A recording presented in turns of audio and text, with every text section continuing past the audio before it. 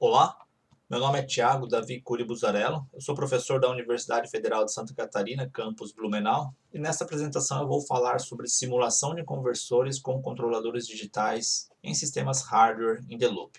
Um pouco sobre a agenda do que eu vou mostrar nesta apresentação está listado aqui. Vou falar um pouco sobre a tecnologia hardware in the loop, discutir um pouco sobre simuladores de tempo real e também mostrar alguns fabricantes dessa tecnologia. Em seguida, eu vou tentar mostrar onde utilizar um sistema hardware in the loop numa pesquisa de eletrônica de potência, por exemplo. Se nós tivermos um sistema hardware in the loop no laboratório, onde que eu utilizo isso? Ou seja, em que etapa da pesquisa que eu utilizo? Eu utilizo essa tecnologia. Eu utilizo logo no início dos estudos teóricos, utilizo logo depois das simulações, utilizo quando estiver na bancada já com o nosso hardware. Vou tentar mostrar onde que se utiliza uma tecnologia hardware in the loop numa pesquisa de eletrônica de potência. Em seguida eu vou falar um pouco sobre hardware in the loop com múltiplos simuladores de tempo real. Isso é muito útil para aplicações de microredes, para aplicações de eletrônica de potência, por exemplo, de paralelismo de inversores, ou uma aplicação de um inversor só que do tipo multinível, em que você tem dezenas de transistores, e você tem também vários conversores ponte H, dependendo do tamanho do teu inversor, da quantidade de componentes. Essa simulação será precisa fazer em vários simuladores, vou falar um pouco sobre esse tema. Em seguida eu vou detalhar um pouco o hardware in the loop, o simulador hardware in the loop 402, Rio 402 da fabricante Typhoon. Vou mostrar aqui um pouco sobre descrição desse simulador de tempo real. Vou falar um pouco também sobre o software dele, mostrar que para simular uma aplicação de eletrônica de potência nesse simulador, nós vamos precisar desenhar um esquemático, nós vamos precisar configurar um painel que se chama SCADA para visualizar formas de onda, para aplicar mudança de parâmetros. Por exemplo, você quer testar teu inversor em 60 Hz, mas de repente você quer que a rede vá para 58 Hz. É tudo aqui no SCADA que será feito estes testes. Existe também uma terceira parte neste software para esse simulador, que se chama Test ID, que é uma plataforma para você programar testes automáticos na sua aplicação. Você tem uma aplicação de eletrônica de potência, quer fazer vários testes de maneira sequencial em intervalos de tempo definido, você consegue fazer através de programação em Python dos testes que você quer realizar, dos resultados que você quer coletar e já fazer algumas comparações, entre outras coisas. Vou falar um pouco sobre placas de interface, o simulador de tempo real e um microcontrolador externo vão ser conectados através de uma placa de interface. Merece destaque aqui, portanto, falar um pouco sobre essas placas. Em seguida, vou mostrar dois exemplos. O primeiro é um inversor monofásico conectado na rede e com controle digital do tipo proporcional ressonante, e o segundo exemplo é um acionamento de uma máquina de imã permanente com controle digital do tipo campo orientado. Nestes dois exemplos, eu vou simular toda a estrutura de potência no simulador de tempo real, Typhoon Rio 402, e o controle digital destes exemplos vão ser simulados, executados, num microcontrolador externo, que é o nosso caso do 28335. Esse microcontrolador externo e esse simulador de tempo real é de fato o que caracteriza uma tecnologia hardware in the loop. Espero que vocês aproveitem, gostem. Qualquer coisa, vocês podem me mandar e-mail, me perguntar qualquer dúvida. A tecnologia hardware in the loop. A tecnologia hardware in the loop é, em essência, um simulador de tempo real e um sistema de controle externo. Esta figura ilustra isso. Aqui nós teríamos o simulador de tempo real. Nele será simulado uma planta, por exemplo, de eletrônica de potência. Nós temos um sistema de controle externo que pode ser realizado através de um microcontrolador, de um FPGA ou de um DSP. Isto é, basicamente, um sistema hardware in the loop, um simulador de tempo real e um sistema de controle externo. No entanto, não é incomum ouvirmos falar dispositivo hardware in the loop, dispositivo Rio ou somente Rio, referenciando-se apenas ao simulador de tempo real. Isso não é uma regra, né? Mas pode ser que numa conversa a gente discute qual dispositivo Rio você tem no teu laboratório. Geralmente a pessoa está querendo dizer qual é o simulador de tempo real que você tem no teu laboratório. Novamente, não é uma regra, é o que geralmente a gente costuma ouvir em umas conversas. Mas tenhamos em mente que um hardware in the loop é, em essência, o simulador de tempo real e o sistema de controle externo. Mais adiante, ainda aqui neste tutorial, nós veremos algumas variantes para isso. Por exemplo, conexão de vários simuladores, conexão de simuladores de tempo real com o hardware real, com um sistema de comunicação. Tudo isso vai caracterizar também um sistema hardware in the loop. Simuladores de tempo real, vamos conversar um pouco mais sobre esses simuladores, entender um pouco melhor. Um simulador de tempo real é formado por múltiplos processadores, múltiplos núcleos. Geralmente utiliza-se FPGA como unidade central de processamento. Um computador é usado para preparar o modelo offline e depois descarregar no simulador. A gente usa um computador, modela a nossa, por exemplo, aplicação de eletrônica de potência e depois descarrega no simulador de tempo real. O simulador de tempo real possui entradas e saídas, sejam elas analógicas ou digitais. Possui também uma rede de comunicação para trocar informações com outros simuladores, em caso de um sistema conter vários simuladores ou outros dispositivos. Isso é bem importante, né? Um sistema maior provavelmente vai ser executado com vários simuladores de tempo real, vários sistemas de controle externos, e por isso a necessidade de um canal de comunicação para trocar informações entre eles. Ainda sobre simuladores de tempo real, vou utilizar novamente aquela figura para me referenciar aqui nas próximas discussões. O simulador de tempo real fornece uma simulação de tempo real do hardware do sistema, da nossa eletrônica de potência com alta confiabilidade. No simulador nós vamos programar nossa planta industrial, nosso sistema, nosso conversor eletrônico, nossa aplicação da eletrônica de potência, e ele vai simular isso com alta confiabilidade. Ele vai produzir formas de onda que representam o sistema modelado. Obviamente, tudo isso depende muito da capacidade computacional do simulador. Hoje nós temos alguns simuladores com step size de 500 nanosegundos, 200 nanosegundos, e um período de amostragem das portas em 3, nanosegundos. A produção dessas formas de onda, a confiabilidade dela, a proximidade dela com o sistema real depende muito da capacidade do simulador de tempo real. Eu digo que esses dispositivos são bons para testar algoritmos de controle, otimização, tomada de decisão, qualquer tarefa que possa ser executada dentro do nosso sistema de controle. A grande vantagem de um hardware in the loop é isso, é testar algoritmos de controle, algoritmos de otimização, algoritmos de tomada de decisão da nossa planta industrial, do nosso conversor eletrônico de potência. Não é muito vantajoso, ao meu ver, se a pesquisa for voltada mais para a topologia da eletrônica de potência. Por exemplo, nossa proposta de projeto é um conversor ressonante, em que eu quero fazer com que ele opere próximo da ressonância, ou mesmo um projeto de eletrônica de potência que o foco da pesquisa é nos elementos magnéticos, por exemplo, um conversor isolado e que eu estou trabalhando no projeto do transformador para ter menos oscilação, maior eficiência, entre outras coisas.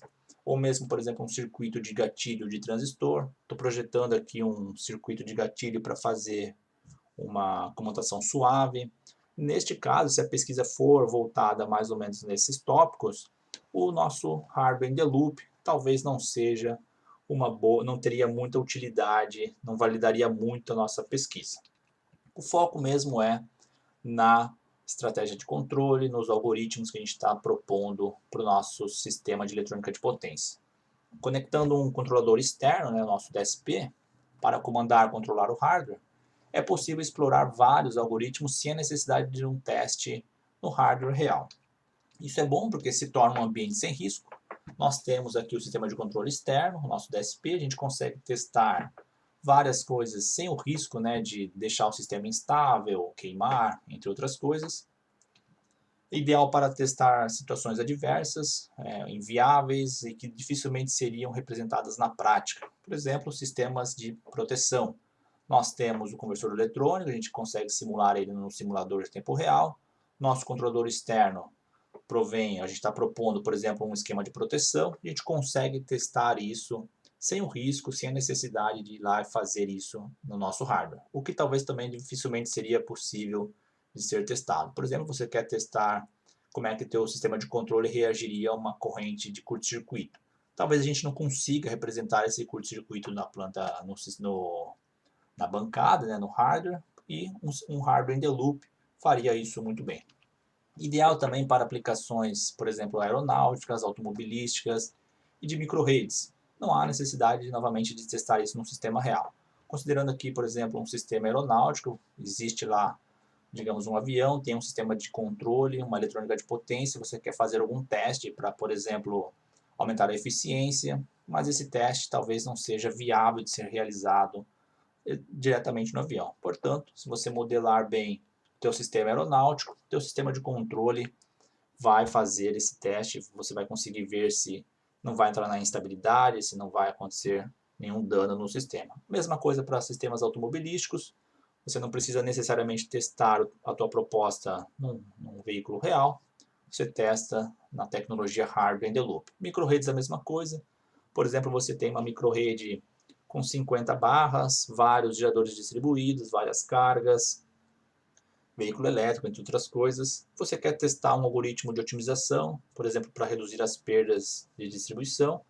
Você consegue testar no hardware in the loop sem a necessidade de você ir lá e testar na microrede real. Porque pode ser, né, que o que você está testando, propondo, torne a microrede instável, torne a microrede queime alguma coisa, e por isso é muito vantajoso quando nós temos a nossa proposta sendo testada num hardware in the loop.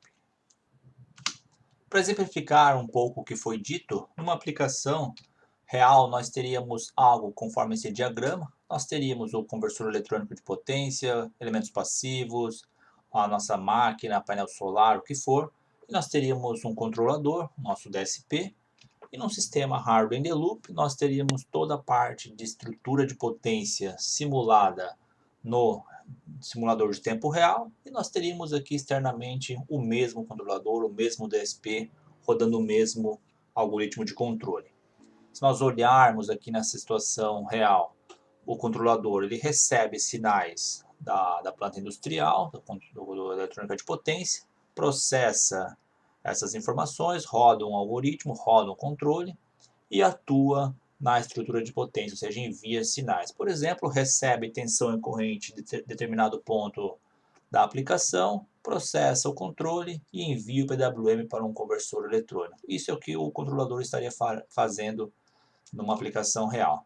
No sistema com hardware in the loop, o controlador vai fazer a mesma coisa, vai receber as mesmas grandezas, a mesma tensão, a mesma corrente, vai processar o mesmo algoritmo de controle, vai produzir o mesmo PWM e vai enviar este PWM para o simulador de tempo real. Novamente, aqui tem aquela condicionante de que toda a estrutura real deve ser muito bem modelada e executada aqui no simulador de tempo real. Eu costumo dizer, né, uma opinião minha, que do ponto de vista do controlador, ele nem sabe se está interagindo com um sistema real, neste caso, ou com um dispositivo que emula o sistema. Ao mesmo tempo que eu digo isso, eu costumo dizer também que essa afirmação é limitada e um pouco até arriscada. Isso porque algumas coisas dificilmente são modeladas no simulador, tais como ruído, interferências eletromagnéticas, imprecisão de sensores e circuitos de condicionamento de sinais, entre outras coisas. Algumas coisas são dificilmente modeladas, algumas coisas que acontecem, fenômenos que acontecem no sistema real, dificilmente são modelados através de um modelo, né, de uma equação ou de diagrama de blocos, para poder ser representado aqui no simulador de tempo real. Então dizer que do ponto de vista do controlador ele nem sabe se está interagindo uma coisa com outra, depende de quão fielmente é o seu modelo da aplicação real que você está testando. E uma visão geral de um hardware in the loop, se nós olharmos um pouco melhor somente ali o simulador de tempo real e o controlador externo, aqui nós teríamos exatamente o que foi dito no slide anterior. A estrutura de potência, ela está sendo emulada no simulador de tempo real. Temos aqui uma fonte CC, temos o conversor eletrônico com transistores, chaves, sensores, filtro de saída e a rede, por exemplo. Algumas variáveis são medidas, por exemplo, a corrente e tensão aqui próximo da rede elétrica, a tensão do barramento CC, a corrente de saída, conforme eu acabei de falar. Isto é enviado para o controlador processa o algoritmo de controle e vai retornar lá para o simulador de tempo real, o PWM vai atuar nesses transistores. Aqui está, de fato, uma visão geral de um hardware in the loop, com um simulador de tempo real, com um microcontrolador externo. Em muitos casos vão existir uma placa de interface para condicionar os sinais e equilibrar tudo o que for preciso. Alguns fabricantes de simuladores de tempo real que eu conheço são o Typhoon Hill. Aqui tem algumas figuras, algumas fotos dos simuladores dele, alguns modelos. Existe a opção aqui também no hacker de colocar vários simuladores, colocar algum medidor, mesmo um simulador de PV, entre outras coisas. Um fabricante também é o PowerT Technologies. Aqui estão algumas fotos dos simuladores de tempo real deles. Também o mesmo jeitão, o mesmo estilo de dispositivo.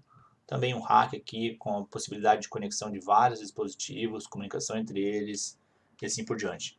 Tem a Plexsim, que é chamado de RTBox, o simulador de tempo real deles. Aqui temos duas fotos deste simulador de tempo real. Tem também a RTDS Technologies, que aqui está uma representação dos seus simuladores.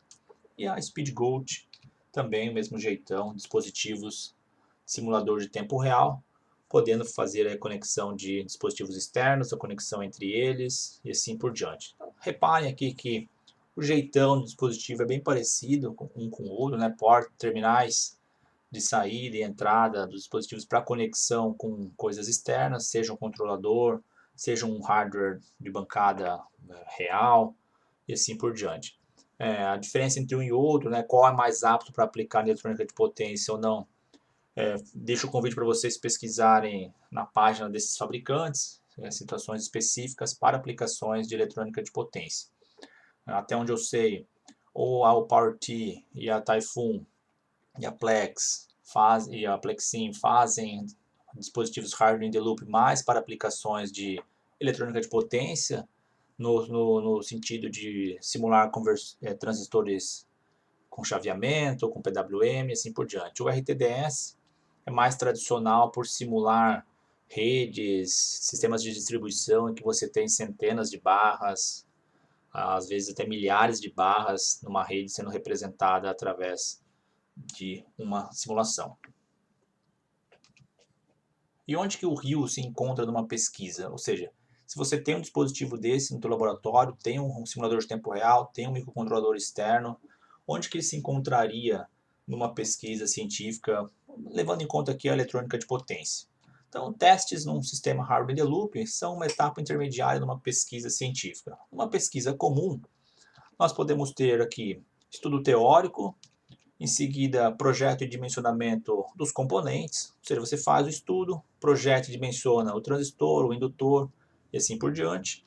Em seguida, fazemos a simulação computacional, nós vamos lá no software PSIM, MATLAB, LTSpice, PSpice, fazemos a simulação computacional deste projeto que acabamos de fazer. Em seguida, nós vamos para a montagem e testes de hardware, nossa famosa bancada, nosso famoso protótipo. Uma vez que a simulação computacional está de acordo com o que você espera, a etapa seguinte seria montar e testar o hardware na bancada. E se os testes estão de acordo, você tem a validação da tua pesquisa. Essas etapas são basicamente o que a gente encontra numa pesquisa científica. Claro, pode ter mais detalhes, pode ter gente que faz outras etapas. Aqui é uma generalização das etapas de uma pesquisa. Só para mostrar onde que o RIO se encontraria nesse fluxo de pesquisa. Se encontraria mais ou menos aqui. As etapas são as mesmas: estudo teórico, projeto de dimensionamento, simulação computacional. Uma vez que a simulação computacional está de acordo com o que você espera, ao invés de ir direto para montagem e teste de hardware, nós faríamos a simulação num sistema hardware in the loop. Colocaríamos a estrutura de potência no simulador de tempo real, o controle no nosso DSP, ou microcontrolador externo. Se ficar de acordo com o que a gente espera, aí sim a gente vai para a montagem, monta a parte de potência que nós simulamos no hardware in the loop, e aí podemos validar. Incluir este teste em hardware in the loop ajuda bastante, encurta bastante o tempo de uma pesquisa. Isso porque, se nós olharmos o caso clássico, após a simulação você ir para a montagem, você vai lá, monta todo o teu hardware, programa teu DSP, e aí pode ser que não esteja funcionando de acordo com o esperado, você vai debugar, vai tentar procurar onde está o problema. É comum, se não funcionar, a gente começar a pensar, pois é, não funciona, mas será que é porque eu não programei direito o DSP? Será que é problema de hardware? Será que eu não montei de acordo? Começa a ficar muito grande as possíveis causas. Testar o teu controle no hardware in the loop, você já valida a tua estratégia de controle, já valida o teste no DSP. Você sabe que o teu DSP está funcionando de acordo. Você valida já a parte de controle, o teu algoritmo, tudo que está rodando dentro do processador já está validado. E aí, se eventualmente não funcionar na bancada, é uma boa opção já é ir direto para o hardware e para ver se ele está montado de acordo, se não foi invertido alguma coisa e assim por diante. Portanto, ao meu ver, a tecnologia Hardware in the Loop auxilia bastante numa pesquisa entre essas etapas aqui, entre a simulação e a montagem. Já dá para validar parcialmente a tua pesquisa, já validar que o DSP vai funcionar uma vez que você simulou exatamente o que você teria na bancada, já podemos validar o nosso controle. O hardware in the loop pode rodar também em paralelo com o hardware verdadeiro. Isso é o que a literatura está chamando de digital twin. Neste caso, as mesmas etapas de procedimento aqui de pesquisa, estudo teórico, projeto em desenvolvimento, projeto de dimensionamento, simulação computacional, montagem e testes, aqui eu coloquei uma figura ilustrativa apenas, o hardware in the loop ficaria em paralelo com a bancada que você já tem montada. Isso é bom porque você está, por exemplo, já com a validação da proposta e quer testar novas funções, quer explorar novas funcionalidades da tua aplicação de eletrônica de potência. Você já tem o hardware funcionando, mas é sempre bom e conveniente testar primeiro aqui no hardware in the loop. Por exemplo, você quer testar, você calculou um certo ganho para o teu controlador, e você quer testar, fazer um ajuste fino, se aumentar um pouco, o que pode acontecer, será que vai entrar em instabilidade, entre outras coisas. Embora dê para ver muito na simulação, né, mas aqui seria um teste muito bom, principalmente para aplicações que seriam difíceis de ser testadas aqui na prática. Você testa antes de ajustar diretamente no protótipo, testa no teu sistema hardware in the loop, verifica se está estável, se não saiu da região inesperada e assim por diante. E aí sim vai lá na bancada e modifica aquele ganho, por exemplo. Ou esquemas de proteção, novamente, né, insistindo um pouco mais nisso. Você quer ver como é que funcionaria o teu controle se a rede sofresse uma distorção muito grande. Talvez seja difícil testar ou mesmo impossível de testar na bancada, vai lá no simulador e testa. Pelo menos o teu processador vai estar preparado para que, se eventualmente isso acontecer na prática, ele já está preparado para lidar com aquilo. É uma maneira, portanto, de testar também sistema hardware in the loop, é usar sempre em paralelo com a bancada que você já tem pronta e funcionando. Existem exceções, né? Algumas exceções em que você talvez não precisaria do protótipo seria, por exemplo, você tem um estudo teórico, projeto de dimensionamento, a simulação computacional e você valida a tua pesquisa somente com hardware in the loop. Por exemplo, um PLL. O foco da tua pesquisa é um PLL. Você pode, como ele é uma pesquisa que vai rodar exclusivamente num DSP, você consegue validar essa tua proposta somente com o sistema hardware in the loop. Supondo, né, que a tua pesquisa, novamente, é só no PLL, você está detectando, por exemplo, fase, frequência e amplitude da tensão de uma barra, de uma microrrede, e você está enviando essa informação para uma central de controle. Para testar isso e validar, um sistema hardware in the loop, ao meu ver, seria suficiente. PLL, algoritmos de cálculo, por exemplo, de fator de potência, THD, entre outras coisas. Uma análise similar. Você tem uma microrrede, ou tua proposta é somente calcular o fator de potência, determinada barra para baixo, por exemplo, do teu sistema. Você pode simular toda a microrrede no hardware in the loop, mandar as informações para o processador vai fazer o cálculo do que tem que fazer e, por exemplo, transmite isso para uma central de controle. O foco da tua pesquisa é essa, ela pode ser muito bem validada utilizando o hardware in the loop. Inclusive, este dispositivo é bom que você consegue, se for o caso, né, de um PLL, por exemplo, inserir distorções, mudar a frequência, alterar a fase, você consegue inserir componentes harmônicos de alta ordem, coisas que dificilmente você conseguiria num gerador de sinais, por exemplo, ou até mesmo numa fonte programável que teria que ter no laboratório. Esta é uma maneira, portanto, de também utilizar o hardware in the loop, Se a pesquisa for focada mais em cálculos simples, em obtenções de variáveis ao longo de uma microrrede e simplesmente a comunicação dela, isto é uma boa solução.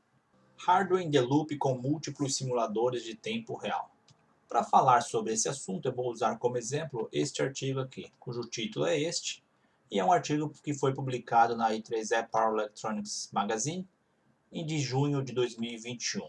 Nesta ocasião, os autores testaram Hardware in the Loop com um inversor MMC trifásico com controlador externo. A topologia possui 8 submódulos por ramo. Isso dá um total de 192 transistores, ou seja, 192 transistores foram simulados nos simuladores de tempo real.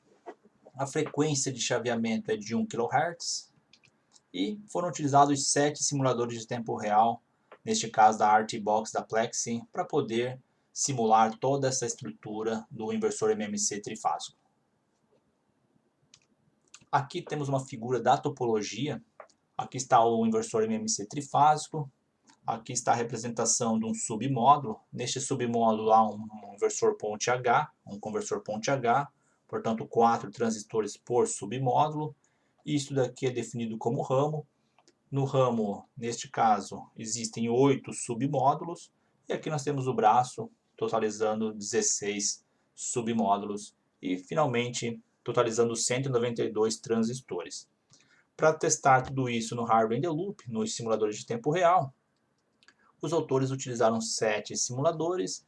Aqui está a estrutura desses simuladores. 6 simuladores foram utilizados para os ramos, ou seja, este simulador aqui, por exemplo, foi utilizado para simular 8 submódulos, que é aqui do ramo superior do braço A, e assim por diante. Um simulador de tempo real foi utilizado para comandar e controlar todos os outros simuladores. Mais à direita aqui nós temos figuras do simulador, da placa de interface e da placa de controle externa, né, nesta aplicação. A parte de baixo aqui nós temos o simulador de tempo real, 2 submódulos, uma placa de interface e a gente repara aqui que existem 8 cards, que são ali os cards de comando e controle de cada submódulo. Um card para cada submódulo deste ramo aqui. E esta foto mostra o mesmo simulador de tempo real, mas utilizado aqui como esse principal, como um central para comandar todos os demais. A placa de interface é um pouco diferente. E se vocês quiserem mais detalhes desta aplicação, eu recomendo a leitura do artigo ali que foi mencionado no slide anterior. Mas, ainda falando sobre essa aplicação, esta figura mostra a estrutura completa, Hardware in the Loop utilizada. Existem aqui um rack com todos os simuladores, com todas as placas e também o principal.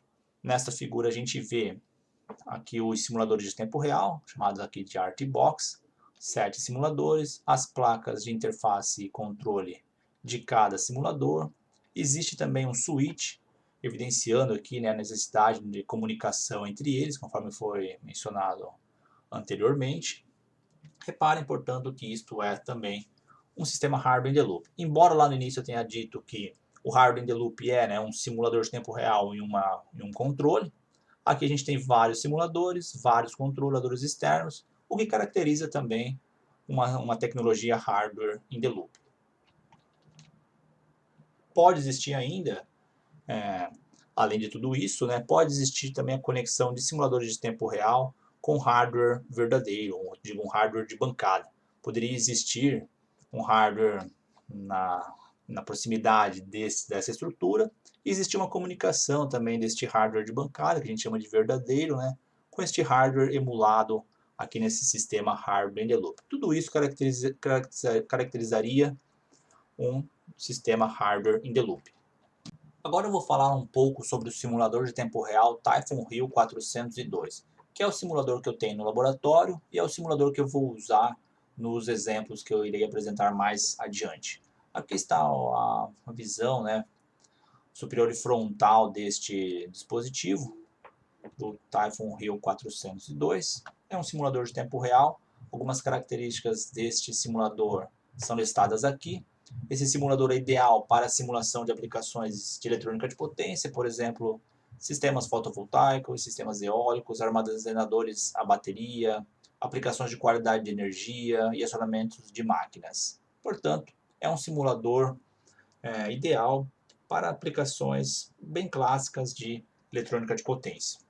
Esse simulador possui 4 núcleos. Os PWMs são amostrados com um período de 20 nanosegundos, ou seja, o teu controlador vai aplicar um sinal PWM nesse simulador e o simulador vai amostrar esse sinal com um período de amostragem de 20 nanosegundos. O passo de simulação é de 0,5, 1 ou 2 microsegundos, dependendo da configuração que for utilizada. Existe um software avançado para aplicações com máquinas elétricas. Os modelos das máquinas possuem um software específico quando essas máquinas são incluídas no modelo. O simulador possui 16 entradas analógicas de 16 bits, 16 saídas analógicas também com 16 bits. A faixa de operação dessas entradas e saídas é de -5 a mais 5 volts. O sample rate dessas entradas e saídas analógicas é de 1 milhão de samples por segundo. Existem 32 entradas digitais, 32 saídas digitais. As conexões de comunicação deste simulador são USB e Ethernet. Além disso, o simulador leva aproximadamente 20 nanosegundos para mostrar uma entrada, calcular os estados do modelo e definir os novos valores nas saídas analógicas. Isso permite chavear conversores em até aproximadamente ali 200 kHz. Essas informações foram todas coletadas na própria página da Typhoon Hill. Além disso, o simulador ainda permite automatizar o processo de verificação com scripts em Python. Isto quer dizer que, após eu executar o modelo no simulador, se eu quiser aplicar alguns distúrbios na rede, por exemplo, eu consigo escrever scripts em Python para que essas aplicações sejam feitas passo a passo, uma após a outra, ou em determinados momentos. Por exemplo, eu posso fazer um script para que a tensão sofra um afundamento de 10% por 5 milissegundos, entre outras coisas. Posso incluir distorção e essa distorção ficar apenas por 2 segundos e depois desaparecer. Ao invés de fazer isso manualmente, eu posso fazer isso de forma automática através da escrita de código em Python. Para resumir a capacidade de tudo isso que foi dito nesses slides anteriores, abrindo aqui a configuração, a tabela de configuração do dispositivo Rio 402, primeiro a gente vê aqui 6 configurações. Essas configurações são as possibilidades para o dispositivo. O usuário pode escolher, eu posso escolher qual delas eu quero usar. Eu entro ali nas configurações e escolho, eu quero usar a configuração 3 para esse dispositivo, ou a configuração 5 ou a 6. Essa tabela mostra a capacidade do dispositivo 402 em simular determinados dispositivos de eletrônica de potência. Por exemplo, se eu escolher aqui a configuração 4, significa que eu consigo simular 2 conversores eletrônicos de potência e uma máquina.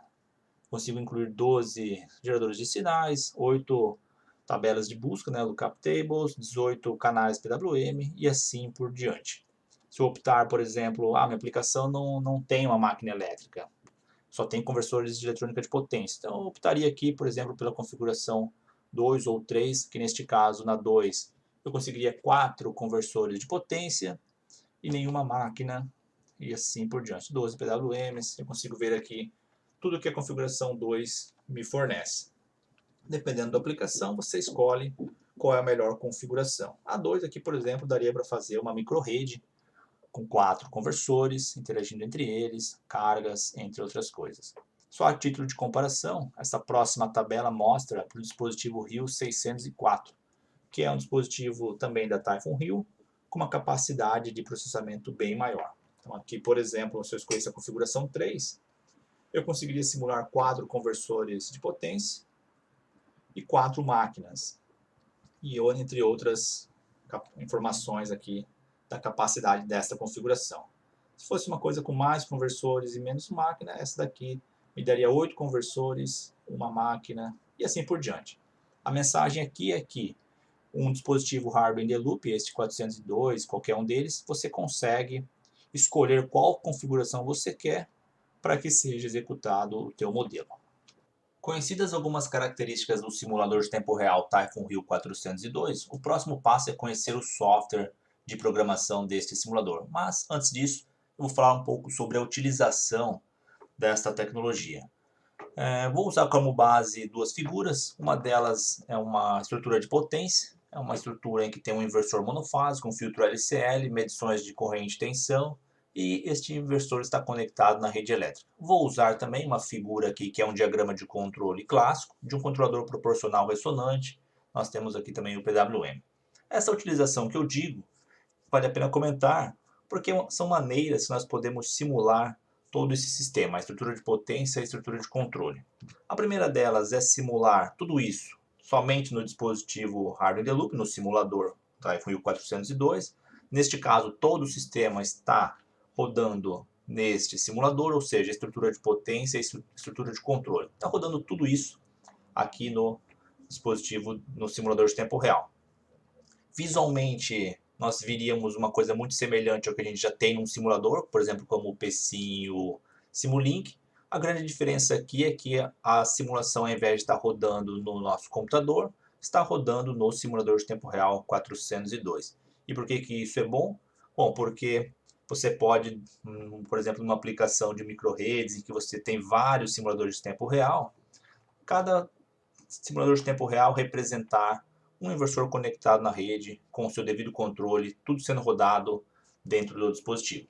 A segunda maneira de fazer uso desse simulador é o que a gente já vem discutindo desde o início aqui da apresentação, é fazer com que a estrutura de potência, ou seja, essa parte aqui, rode no simulador de tempo real, e a estrutura de controle rode num microcontrolador externo. E aqui, obviamente, vai existir uma placa de interface para fazer a conexão destas duas partes. E uma terceira maneira é fazer a simulação num ambiente que o fabricante chama de Virtual Hardware in the Loop. Neste caso, não precisamos ter o microsimulador, não precisamos ter o DSP. Toda a simulação, estrutura de potência e controle vai ser simulada no computador, num ambiente aqui virtual. Ou seja, não existe o dispositivo, mas a gente consegue simular o modelo, fazer os mesmos testes que faríamos nessas duas situações anteriores. Ao meu ver, isso é um simulador qualquer, né? Não muda nada para um simulador tipo PSIM, tipo Simulink. É um simulador, claro, com suas janelas, seu ambiente, né, de programação e visualização, mas é uma maneira de você também testar alguns modelos utilizando esse Virtual Hardware in the Loop. Pode ser uma etapa intermediária, né? Antes de você testar diretamente no dispositivo, dá para fazer um teste nesse ambiente virtual. E essas são, portanto, as maneiras de você utilizar esse software que vai ser apresentado adiante como teste aqui de aplicações de eletrônica de potência. Vale destacar, né, que este software é gratuito, seja para qualquer uma das três modalidades que você está simulando, o software é totalmente gratuito, uma maneira aí de fazer testes em aplicações de eletrônica de potência. Agora sim, sobre o software utilizado para programar o simulador de tempo real da fabricante Typhoon se chama Typhoon Hill Control Center. Esta imagem mostra a tela inicial ao abrir o software. Logo em seguida eu vou compartilhar minha tela e mostrar as características desse software, mas aqui eu vou destacar algumas coisas. Para rodar uma simulação no dispositivo ou lá no ambiente virtual, nós teremos que montar um esquemático através aqui do Schematic Editor e depois nós temos que ir nesse Hill SCADA, que é um ambiente onde a gente consegue visualizar formas de onda e alterar parâmetros em tempo real. Por exemplo, você quer alterar a frequência da rede de 60 Hz para 58 Hz, é tudo aqui no ambiente SCADA que nós vamos fazer. Quero alterar, por exemplo, a tensão da rede, incluir harmônicos, incluir distúrbios, simular uma falta, tudo será feito no ambiente SCADA. Ou seja, para programar uma aplicação de eletrônica de potência, obrigatoriamente nós temos que montar um modelo no esquemático e configurar aqui o SCADA para visualizar formas de onda e aplicar os testes que nós queremos. Essa terceira opção, Typhoon Hill Test ID, é para programar testes. Se você quer, por exemplo, fazer vários testes de maneira sequencial, alterar de 58 Hz para 59, ficar por 1 segundo, depois de 59 para 60 e ficar mais 5 segundos. Testes desse tipo de forma automática e já coletar alguns resultados e apresentar, por exemplo, num documento, é utilizada essa parte aqui do software. Ou seja, três grandes partes aqui no Control Center: esquemático para desenhar o nosso modelo, escada para visualizar formas de onda e esse último aqui para fazer testes automáticos numa aplicação que você quer visualizar, por exemplo, o desempenho do teu controle, entre outras coisas. Aqui em cima, eu vou abrir logo em seguida também, se chama Documentation Hub. É um lugar aqui onde tem várias informações, vários documentos sobre informações do software, sobre informações de componentes, sobre informações de hardware, de partes externas, como por exemplo a placa de interface, que será apresentada também mais adiante. E aqui nós teríamos informações do hardware. Se o hardware estiver conectado e você clicar aqui, vai ser mostrado ali que de fato ele está conectado ou não, né? Entre outras coisas. Estou com o Typhoon Hill Control Center aberto.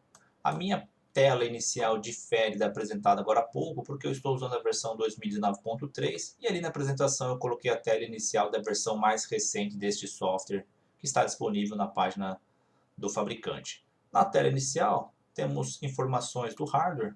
Eu consigo ver quais dispositivos estão conectados. No meu caso está conectado o Typhoon Hill 402 aqui neste computador, ele está aqui na minha mesa.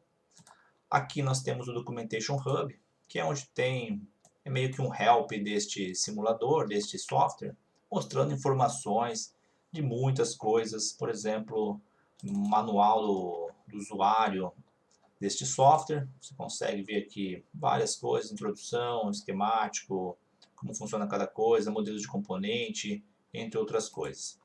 Também conseguimos ver informações sobre hardware, por exemplo, da placa de interface que eu estou utilizando. Também vou mostrar mais adiante com mais detalhes. Esta daqui tem todas as informações de condicionamento de sinais, de offset, quem está conectado com quem, entre outras coisas. Portanto, na página, na tela inicial do software, o Documentation Hub aqui é um bom help para quem está inicializando, para quem quer relembrar alguma coisa do software e também do hardware que nós estamos utilizando. Começando com o Schematic Editor, ao abrir este schematic, vocês vão perceber que o ambiente aqui de desenho do esquemático, do nosso modelo, da nossa aplicação de eletrônica de potência é bem parecido com o Simulink. Criando um novo esquemático, eu já posso até escolher aqui qual vai ser o produto, né, o hardware. No meu caso aqui é 402, qual configuração eu quero, daquelas que eu mostrei numa tabela agora há pouco. Eu consigo ver aqui qual configuração eu quero. Se quiser conferir, e daqui que eu tirei aquelas figuras em que eu mostro várias configurações. Posso escolher já diretamente aqui, por exemplo, eu vou escolher a configuração, vamos supor aqui a 1. E aí sim, eu vou abrir um esquemático novo. Ele demora um pouco para abrir. Bom, aqui está o ambiente em que nós vamos desenhar o esquemático da nossa aplicação de eletrônica de potência. Navegando pela esquerda aqui nas bibliotecas, tem muitas coisas. Vou destacar algumas de interesse, por exemplo, no inversor, os conversores. Temos aqui um braço IGBT, tem muita coisa. Um inversor NPC e assim por diante. Merece destaque que, clicando duas vezes no conversor, eu consigo ver o que eles chamam aqui de peso, peso 1. Esse daqui tem peso 3. Isso vai editar muito a capacidade de quantos inversores eu vou conseguir colocar no esquemático e futuramente talvez precisar usar aqui o Model Partitioning para particionar núcleos, né? Ou seja, simular este inversor no primeiro núcleo, esse daqui no segundo núcleo, do mesmo dispositivo, do mesmo simulador de tempo real. Ainda dentro aqui das configurações de um conversor ou aqui deste braço de IGBT. Aqui tem uma informação bem importante, que é como que eu quero o controle dessas chaves, ou seja, o comando delas, na verdade, né? Se eu quero por um modulador interno, eu consigo configurar frequência de chaveamento, tempo morto, o intervalo ali que vai estar a referência. Ou seja, se eu voltar aqui nas simulações, para esse primeiro caso aqui, que eu vou simular tudo dentro do hardware in the loop, eu teria que configurar esta controle, né, esta modulação das chaves, utilizando aqui um modulador interno. Eu posso escolher a frequência de chaveamento, entre outras coisas. Se eu estiver optando aqui para a segunda maneira de utilização, em que eu estou utilizando um DSP externo, eu vou configurar o comando dessas chaves, por exemplo, por uma porta digital, a entrada de uma porta digital. E aqui depois eu vou configurar qual vai ser essa porta, porque o simulador de tempo real, nosso Typhoon Hill 402, vai aguardar um PWM na porta 1 e 2. Se eu voltar aqui, ele vai aguardar na porta 1 e 2, na porta digital 1 e 2, o sinal de PWM para as correspondentes chaves. Isso vale para qualquer conversor que eu tenha. É aqui que está a grande sacada, né, de você utilizar um DSP externo ou não. Se nós estamos aqui, portanto, com a configuração de entrada digital por chave, eu vou ter que configurar aqui corretamente as chaves e depois aplicar nestas portas o PWM correspondente para o transistor superior número 1, transistor inferior número 2 e assim por diante. Então, conversores eletrônicos, né, nosso componente principal nas aplicações de eletrônica de potência, pode ser configurado desta maneira aqui. Existem vários, depois fica o convite aí para vocês navegarem por estas bibliotecas. Merece destaque aqui também outras coisas, por exemplo, máquinas, tem muita coisa. Posso colocar uma máquina aqui, as configurações internas desta forma, muito parecido realmente com o ambiente do Simulink. Temos ainda coisas que merecem destaque, microredes. Existem muitos componentes já prontos aqui para teste de microredes. Por exemplo, vou colocar um qualquer aqui, uma planta PV, tem vários modelos. Eu consigo visualizar internamente desta planta. Se eu vier aqui Mask, Look Under Mask, eu consigo ver o modelo que é utilizado nesta planta, qual é o controle e assim por diante. Então consigo utilizar modelos de microrede, geradora diesel, mesma coisa, consigo visualizar o modelo interno, conferir, alterar alguma coisa se quiser e assim por diante. Então tem uma biblioteca de microrede aqui também boa para testes de microrede. Outras bibliotecas aqui que merecem destaque. Já falando, portanto, do divisão de núcleo. Em algum momento, se a microrede, por exemplo, começa a ficar muito grande ou a aplicação de eletrônica de potência que é muito grande, exige muitos conversores, provavelmente você terá que fazer aqui uma divisão de núcleos. Isso aqui se chama core coupling. O que está à esquerda vai rodar, por exemplo, no núcleo número 1, o que está à direita vai rodar no núcleo número 2. Posso incluir várias dessas, né, já que este simulador de tempo real tem 4 núcleos, de modo a dividir, particionar a aplicação, o modelo, em diferentes núcleos do meu simulador de tempo real. Outras coisas que merecem destaque ainda. Existe a biblioteca aqui de Signal Processing, que aí neste caso tem, por exemplo, filtros FIR, função de transferência no domínio Z, né, um controlador digital, por exemplo, atraso unitário, tudo que a gente encontra numa aplicação de controle digital. Temos operações matemáticas. Então reparem que começa a se assemelhar muito com o MATLAB, limit, função trigonométrica.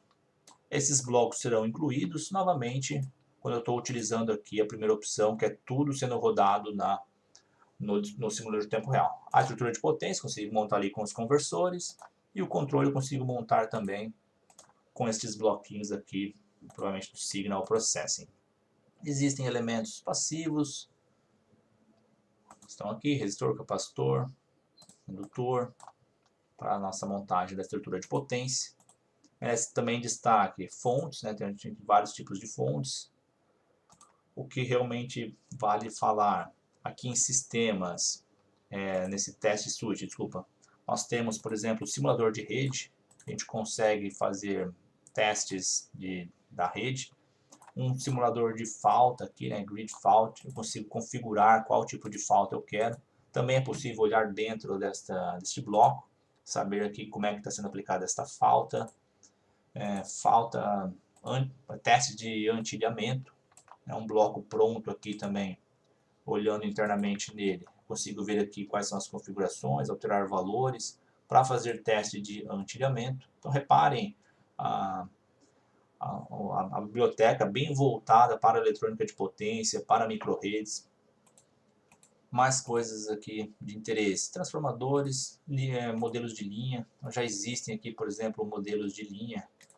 Este modelo aqui, mesma coisa, basta visualizar o modelo interno se for do interesse, se quiser alterar alguns valores. Dando 2 cliques você consegue configurar várias coisas, tipo do modelo, a definição, o sistema de unidades, os valores, entre outras coisas. Cabo subterrâneo, underground cable, também com várias configurações e assim por diante. É aqui neste ambiente, né, de esquemático que nós vamos desenhar nosso modelo, nossa representação da eletrônica de potência da nossa aplicação. Novamente, eu estou supondo aqui que a gente está primeiro fazendo todo o sistema no hardware in the loop. Neste caso, nós teríamos que montar uma simulação contendo os conversores, contendo toda a nossa estratégia de controle e assim por diante. Se eu não me engano, tem PLL pronto. Então, por exemplo, PLL, trifásico e assim por diante.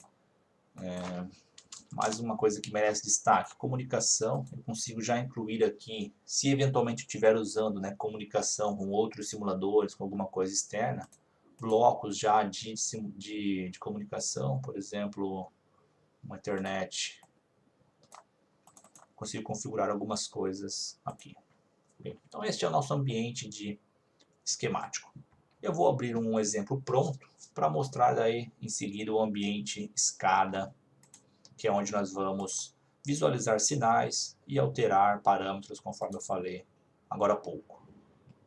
Conhecido um pouco sobre o esquemático, vou mostrar agora o próximo passo ali, que seria o SCADA, como visualizar sinais, alterar parâmetros, entre outras coisas, mas para isso eu vou utilizar um exemplo pronto do software. Aproveito para dizer, né, que aqui nos exemplos prontos que o software oferece tem muita coisa. Tem muita coisa aqui sobre microredes, muitos exemplos de eletrônica de potência, eu vou abrir um deles, exemplos de sistemas de potência, de comunicação, entre outras coisas. É bem completo esta parte aqui de exemplos do software Typhoon Hill Control Center. Em eletrônica de potência existem vários, retificador, back-to-back. Eu vou abrir aqui um controle clássico, que é o Grid Connected Converter, usando aqui a estratégia PQ. Aqui está o modelo do sistema, temos aqui toda a estrutura de potência, e temos também a estrutura de controle. Portanto, eu vou rodar tudo isso daqui, se eu voltar aqui nos slides, neste primeiro método, que é todo o sistema de controle, toda a estrutura de potência sendo rodada no simulador de tempo real. O que merece destaque aqui? Novamente, o conversor eletrônico é utilizado aqui internal modulator, a frequência de chaveamento da portadora aqui 4 kHz, tempo morto configurado 0,5 microsegundos. Aqui nós temos a rede elétrica, um filtro de saída. E aqui está toda a estratégia de controle. PLL, conversão DQ para ABC. Temos também aqui o controle de corrente. Neste caso é utilizado um controlador do tipo PID, do tipo PI. Dá para navegar aqui entre vários controladores. Existem os parâmetros KP e KI.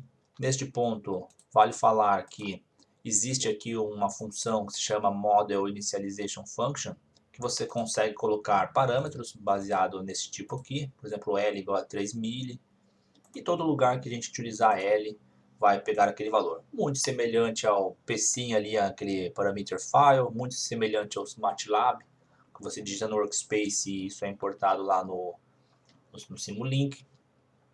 Portanto, tem várias coisas, medições de potência.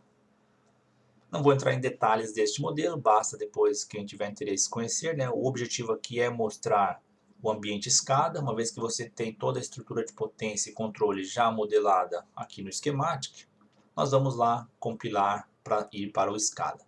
Vale destacar aqui também que esses medidores, uma coisa que eu esqueci de falar quando eu estava apresentando o esquemático, aqui em Measurements, Nós temos, por exemplo, medição de corrente.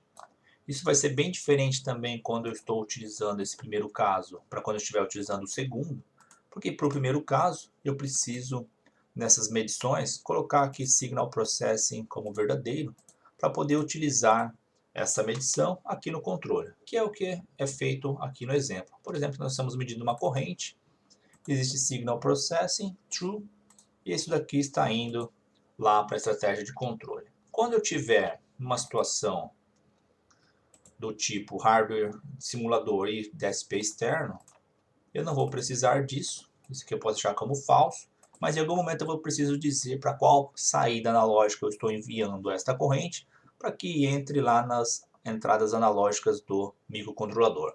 Isso eu vou mostrar mais adiante quando eu mostrar um exemplo de uma aplicação de eletrônica de potência em que é utilizado o DSP externamente.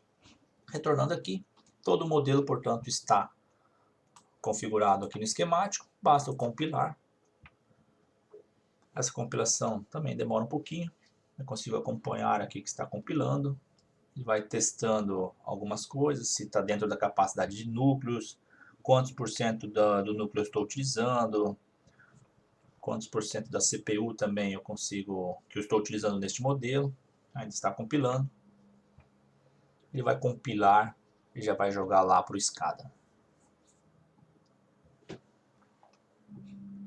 Enquanto vai compilando, eu consigo visualizar algumas coisas aqui, ó, a utilização da memória, 72%, quantas variáveis eu utilizei, quantos núcleos, aqueles pesos, entre outras informações. Ele está compilando, está gerando um código.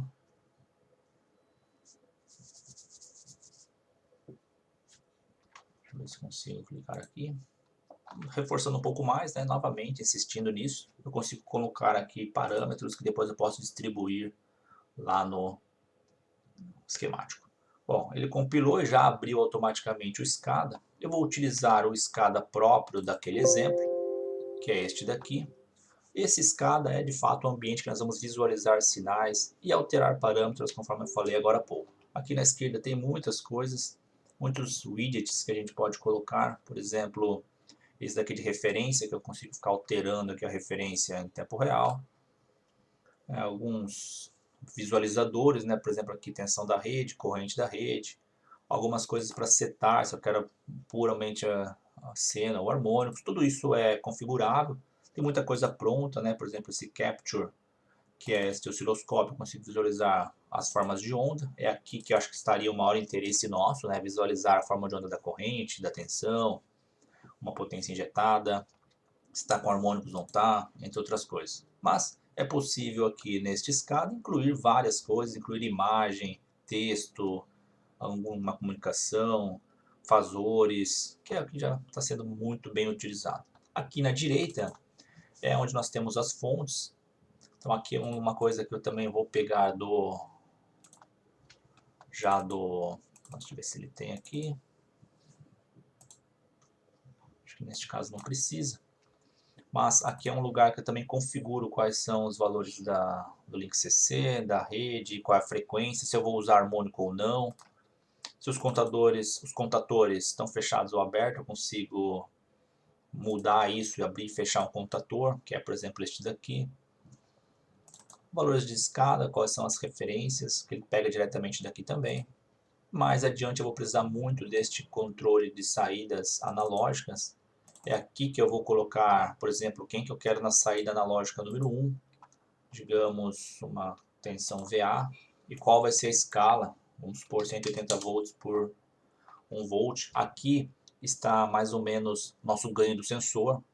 Se a gente for usar uma aplicação mais próxima da real, né, nós precisamos escalonar a tensão para depois jogar no DSP, né? Não é o caso agora, mais adiante eu vou usar isso, mas só destacando que aqui é o lugar onde eu consigo configurar quais variáveis vão para as saídas analógicas e eventualmente eu posso visualizar isso no osciloscópio, conectando o osciloscópio e uma ponteira aqui na saída analógica 1 desse dispositivo. Bom, conhecido um pouco o SCADA, eu vou simular esse sistema. Aqui está a simulação. Consigo visualizar qual é a tensão da rede, qual é o valor da tensão do link CC, aqui como estão as potências, as variáveis de interesse que eu estou visualizando, eu consigo visualizá-las aqui. Eu conseguiria escolher qual eu quero visualizar. Está sendo visualizada a corrente da fase A, B e C, tensões VAB e VBC, tensão do link CC, entre outras coisas. Componente Q e assim por diante. A grande sacada disso é realmente na modificação aqui das variáveis em tempo real, né? Consigo diminuir a referência ou aumentar. Já consigo ver como que o sistema está se comportando. E assim por diante. E ver se isso aqui é satisfatório ou não para mim. Consigo inclusive digitar aqui, 0, 10.000, por exemplo, e visualizar as formas de onda. Consigo incluir aqui com as componentes harmônicas. Aí eu consigo ver que a tensão agora está poluída com harmônicos e ver se a corrente é satisfatória ou não, entre outras coisas. Aqui é, portanto, o ambiente escada, e é neste ambiente que a gente visualiza as formas de onda e inclui parâmetros, modifica parâmetros, conforme também falei agora há pouco. Dá para testar outras coisas, depende muito do modelo, né? Aqui, capacidade de operar sobre falta, posso iniciar uma falta. Reparem que a falta foi iniciada, durou 0,5 segundos e voltou para o parâmetro que era inicialmente. Reparem novamente, por aqui. Este é, portanto, o ambiente escada. Muitas dessas configurações foram feitas aqui no escada inicialização, naquele teste ID que eu falei quando eu apresentei a tela inicial do software. Bem, então aqui é o nosso ambiente escada, é onde a gente visualiza sinais e tudo mais.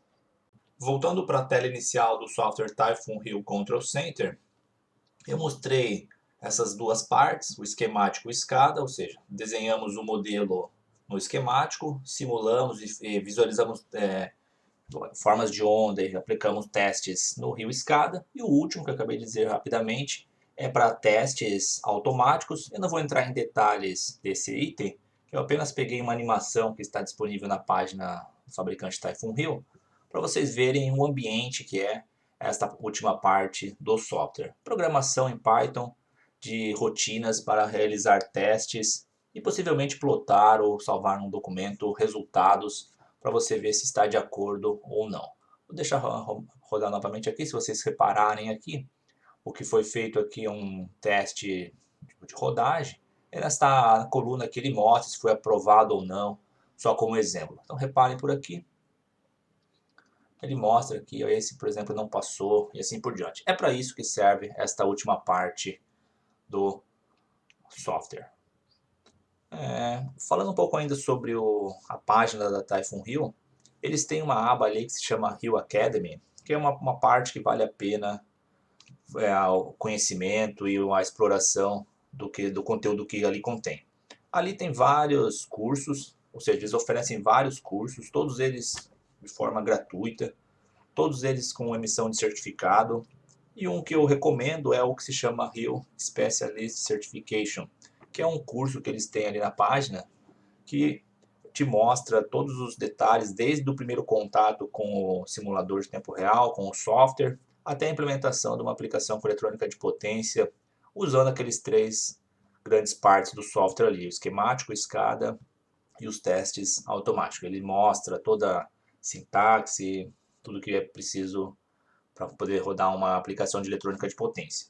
Ainda na página deles, tem uma seção ali que se chama Published Papers, que eles postam artigos que foram publicados utilizando a tecnologia Hardware in the Loop deles. Então, por exemplo, aqui eles listam o ano, o título do artigo, os autores e a instituição que rodou, né, alguma eletrônica de potência e coletou resultados utilizando a plataforma Hardware in the Loop. Vale a pena também dar uma verificada e verificar e vocês consultarem que existem artigos em periódicos, em congressos, utilizando a tecnologia Hardware in the Loop para validar a pesquisa. Recomendo a leitura. Placas de interface. Uma parte indispensável para testes de eletrônica de potência, em que nós temos a estrutura de potência rodando no simulador de tempo real e a estrutura de controle no DSP é a placa de interface. Essa placa vai fazer a conexão adequada entre esses dois dispositivos, o DSP e o simulador de tempo real. Esta placa de interface provém offset, isto porque a saída analógica do simulador de tempo real varia entre menos 5 volts e mais 5 volts, e sabemos que a entrada analógica do nosso DSP varia ali de 0 a 3 volts. Portanto, a primeira coisa que a placa faz é ajuste de offset. De maneira similar, faz ajuste de amplitude. Como o simulador de tempo real entrega um sinal que tem amplitude, por exemplo, 5 volts, aqui nós teríamos que limitar em 3 volts, portanto, existe uma compensação de amplitude. Outra coisa que esta placa de interface faz é um buffer no PWM. O DSP vai gerar um PWM que vai ser jogado ali no simulador de tempo real, e para adequar também os sinais, esse daqui ele espera um sinal de entrada variando de 0 a 5 volts, e o DSP produz ali de 0 a 3 volts, e também tem a questão do ganho da corrente drenada na entrada digital aqui deste dispositivo, portanto, um circuitinho de buffer para adequar também o que o DSP está enviando para o simulador de tempo real. Já dá para aproveitar a placa para outras funções, por exemplo, para colocar um dispositivo, um conversor analógico digital. Isso é muito útil para a gente visualizar sinais internos na nossa estratégia de controle, porque aqui no simulador de tempo real a gente consegue visualizar qualquer forma de onda que a gente quer. Eu quero visualizar a corrente de saída, a tensão do barramento. A gente consegue facilmente visualizar estes sinais nas saídas analógicas. E aqui, se a gente quisesse visualizar, por exemplo, o sinal do erro do controlador, o sinal de saída do controlador para ver se ele está saturando ou não, uma saída de um filtro NOT, por exemplo, nós faríamos uso de um conversor digital analógico, e essa placa provém esta tecnologia. Já dá para aproveitar a placa também para incluir os sistemas de comunicação. Neste caso aqui dá para ver uma figura aqui do conector RJ45. Existem outras conexões, que é o caso quando a gente precisa fazer comunicação de tudo isso com outros dispositivos. Uma placa de interface pode ser facilmente projetada, basta a gente atender às questões de offset, amplitude, comunicação, buffer e tudo mais que for preciso. No entanto, existem algumas placas que são disponíveis comercialmente. Vou mostrar alguma delas. Essa daqui é a mesma do slide anterior, a placa que faz a conexão do simulador de tempo real com o DSP 28335. Essa daqui é uma placa em que faz a conexão do simulador de tempo real com 3 DSPs. Isso é bom para testes de microredes, paralelismo de inversores, que aqui os DSPs estão rodando de forma independente, supondo, né, uma não comunicação entre eles. Ideal para testes, por exemplo, eu quero testar portadoras não sincronizadas, entre outras coisas. Esta outra placa que faz a interface do simulador de tempo real com um DSP de 180 pinos, pode ser o 28335 e também o 28379, se eu não me engano. Esta placa faz a interface do simulador de tempo real com o Launchpad da Texas 28379. Esse Launchpad está chegando em substituição, ao meu ver, né, em relação ao 28335. Portanto, esta placa aqui já conecta perfeitamente aqui aquele Launchpad e vai isso daqui para o simulador de tempo real. Existe uma placa também de conexão do simulador de tempo real com o DSpace, até dá para ler aqui, DSpace Interface, em que é possível fazer esta conexão. Aqui todos os conectores BNC já para fazer a conexão diretamente com o DSpace. Sabendo da necessidade de ajuste de offset, amplitude e de um buffer numa placa de interface, se você for projetar uma placa ou utilizar uma comercial, é importante conhecer outras características para o correto funcionamento do simulador de tempo real e do DSP. Eu vou usar como base a placa que eu já tenho aqui. Nós temos aqui uma visão superior da placa, só para detalhar algumas coisas. O DSP está localizado neste conector. Esta parte esquerda é a parte de condicionamento de offset e amplitude. Aqui nós temos terminais de medição de saídas analógicas do simulador de tempo real. Eu consigo, por exemplo, visualizar aqui a forma de onda da corrente de saída do inversor, a forma de onda da tensão da rede, a forma de onda da tensão do barramento CC. Qualquer variável que eu queira visualizar da estrutura de potência, eu consigo disponibilizar nestas saídas analógicas. Uma vez que o processador produz o PWM, ele vai passar pelo circuitinho de buffer e este PWM vai ser aplicado aqui nas entradas digitais do simulador de tempo real. Aqui embaixo nós temos a parte de comunicação, CAN, SA e JTAG, e também do conversor analógico digital. Existe um CI na placa e eu consigo visualizar sinais internos do DSP. Aqui nestes terminais, basta fazer a programação de acordo. Essas informações que eu estou dizendo que são importantes são essas daqui mostradas, por exemplo, nesta tabela. Nós temos aqui no lado esquerdo da tabela as saídas analógicas do Typhoon Hill e na direita as entradas analógicas do DSP. Por exemplo, eu vou pegar aqui a saída analógica A04. Se eu aplicar no simulador de tempo real para visualizar na saída 4 a tensão da rede, por exemplo, essa tensão da rede estará disponível lá na entrada analógica 3 do DSP. Lembrando, ela vai estar disponível já com o condicionamento de offset e de amplitude, e assim por diante. Eu quero visualizar a corrente de saída do inversor na saída analógica 1, ok, ela estará disponível lá na entrada analógica 0 do DSP, novamente condicionada com offset e amplitude. Para a saída, existe uma coisa semelhante, ou seja, na entrada digital do simulador de tempo real 4, existe a conexão através do buffer com o GPIO 6, que é o PWM4A. Se na minha estratégia de controle eu estou produzindo, por exemplo, o PWM 1A e 1B, para chavear um braço, por exemplo, eu tenho que ter ciência que na porta 1 e 7 é onde estarão disponíveis estes PWMs, o 1A e o 1B, e assim por diante. São informações importantíssimas para o correto funcionamento. Produzir um PWM no 2A, lá no meu simulador de tempo real, lá no conversor que eu estou modelando no esquemático, eu preciso utilizar a porta 2 para pegar este sinal que o DSP produziu. Outras portas e as ligações estão nesta última tabela. Por exemplo, saída digital 5 do Typhoon Hill está disponível no GPIO 21 do DSP. Se eu precisar, por algum motivo, enviar um sinal de trip, alguma coisa digital do simulador de tempo real para o DSP, eu vou utilizar uma saída digital. Se eu mandar esse sinal, por exemplo, lá na saída 5, eu sei que ela está disponível na porta 21 do DSP. E assim por diante. Sobre as entradas analógicas, eu falei já do ajuste de offset e amplitude. Isso vai ser bem importante porque eu vou precisar fazer a compensação na minha programação. Esta informação aqui eu peguei ali também do documento da placa de interface, que diz, que as saídas analógicas são escalonadas na placa entre mais e menos 5 volts para o DSP, que está entre 0 e 3 volts. Por exemplo, o Rio produz o 0 volts como 1,5. Já a saída analógica mais 5 volts, a amplitude mais 5 volts é visto como 3 volts no DSP, na entrada analógica dos DSP, e assim por diante. E o menos 5 é visto como 0. Essa informação é importantíssima para eu fazer a compensação disso na hora que eu programar o meu DSP.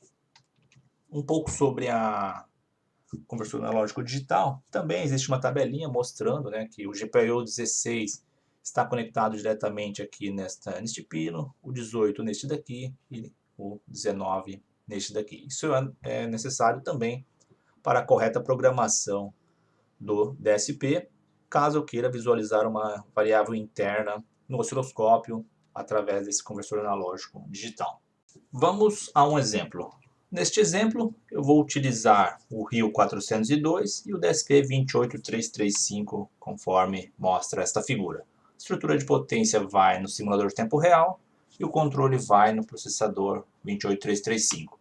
A estrutura de potência neste exemplo vai ser um inversor monofásico com filtro LCL conectado na rede. Aqui está um diagrama simplificado dessa estrutura de potência. Temos aqui um inversor monofásico, uma fonte CC, o filtro LCL, sensores e a rede elétrica. Os sensores são de corrente e tensão e essas grandezas vão para a interface board, que depois vão para as entradas analógicas do DSP. O DSP vai rodar o controle, vai produzir o PWM, portanto, da interface vai chegar o sinal PWM aqui no simulador de tempo real. O controle deste inversor é um controle digital do tipo proporcional ressonante. Aqui está um diagrama simplificado deste controle. Temos a estrutura do controlador PR, os ganhos KP, KI e o filtro NOT para a realização deste controle. Eu não vou entrar em detalhes de como projetar este controlador, eu já vou pegar um controlador já pronto, mas deixo a sugestão aqui, se alguém quiser conhecer a abordagem que eu uso para projetar o controlador PR, pode seguir estes dois artigos que eu listei aqui. Ainda neste exemplo, eu vou partir de uma simulação no P5 com controle em tempo discreto e vou adequar essa simulação para que ela funcione no 28335 e que também ela fique adequada para o simulador de tempo real Rio 402. Eu vou utilizar a função de geração automática de código do P-Sim. O P-Sim gera o código para o 28335 e as versões mais recentes do P-Sim têm mais processadores capazes ali de receber, né, a geração automática de código do P-Sim, por exemplo, o 28379. Para quem não conhece muito ainda essa tecnologia, recomendo a leitura do manual SimCoder disponível na página do fabricante do P-Sim. Eu vou utilizar o Code Composer Studio, aqui ocorreu um erro de digitação, o Code Composer Studio para pegar este código que o P-Sim acabou de gerar do meu controle e descarregar no DSP28335. No Typhoon Hill Control Center eu vou incluir o modelo da estrutura de potência, vou configurar os ganhos dos sensores e configurar outras portas também para receber o PWM e o que mais for preciso. E eu vou visualizar sinais no osciloscópio, tanto da parte da potência quanto sinais internos ao DSP. Neste caso, por exemplo, eu quero visualizar a referência de corrente que eu quero injetar na rede, que é um sinal que está sendo produzido internamente no DSP, eu quero visualizar no osciloscópio. Eu vou fazer isso aqui também neste exemplo. Começando aqui pelo P-Sim, eu já estou com a simulação pronta, a estrutura de potência e o controle no ambiente discreto. Já vou explicar o que seria esse ambiente discreto. Só apresentando a simulação, temos aqui o inversor monofásico, o filtro LCL de saída e a rede elétrica bem aqui. As medições de grandezas dessa estrutura de potência são a corrente de saída do inversor, aqui no indutor L2, e a tensão da rede. Essas variáveis estão sendo medidas e enviadas para o controle. O controle está aqui embaixo. Eu pego a tensão da rede e a corrente de saída e já passo por um amostrador de ordem 0, em 24 kHz, e daqui para frente fica o ambiente discreto que eu estou falando já há algum tempinho. Tem um PLL monofásico digitado aqui em código C. Aqui na frente nós temos, portanto, a geração da referência. A referência está logo aqui. E aqui eu tenho o controlador proporcional ressonante que foi projetado. Ganho proporcional, ganho ressonante. O filtro NOT já é uma função de transferência no domínio Z. Portanto, tudo isso daqui está no ambiente discreto. E aí é gerado um sinal de modulação. E esse sinal de modulação vem para o PWM, para a geração do PWM, que por sua vez ativa os transistores. Essa é a nossa estrutura de potência. Reforçando um pouco mais, o controle já está no ambiente discreto. Após passar aqui pelos amostradores, isso daqui passa a ser um controle discreto. Todos os blocos aqui dentro estão de acordo com isso, seja o PLL com o código C, seja a função de transferência ali no domínio Z do controlador, assim por diante. Existe aqui também uma função step, só para fazer um degrau na referência, para verificar o comportamento do controle mediante uma variação de referência. Simulando este circuito, esse seria o primeiro passo para uma implementação em hardware in the loop, ter a simulação no P-Sim funcionando e já o controle ali no ambiente discreto. Vou plotar aqui a corrente do inversor, corrente de referência, já consigo ver que meu controle está de acordo com o esperado. O sinal de saída, a corrente de saída está seguindo a referência. Consigo verificar aqui o comportamento no transitório e entre outras coisas. Posso verificar a tensão da rede, a tensão do PCC. Vou dividir ela por 10 para uma melhor visualização. Vou deixar essa cor mesmo. Consigo ver se está em fase, entre outras coisas. Okay? Então a simulação está funcionando. O primeiro passo agora seria adequar isso para a geração de código para rodar ali no DSP. E para fazer isso, eu vou substituir o PWM que eu estou usando aqui, comparador e uma onda triangular, por um bloco de PWM aqui da biblioteca SimCoder. Pode ser um bloco trifásico mesmo.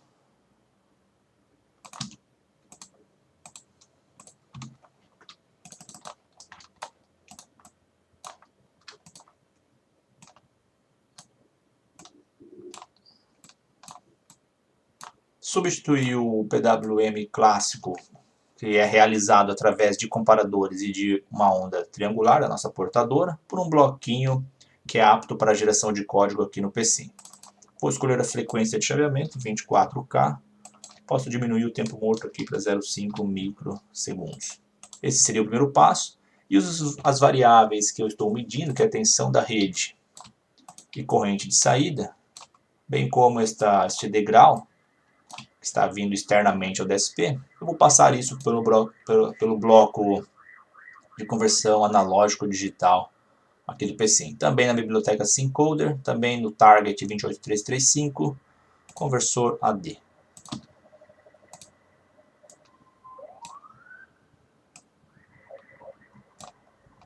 Este terceiro.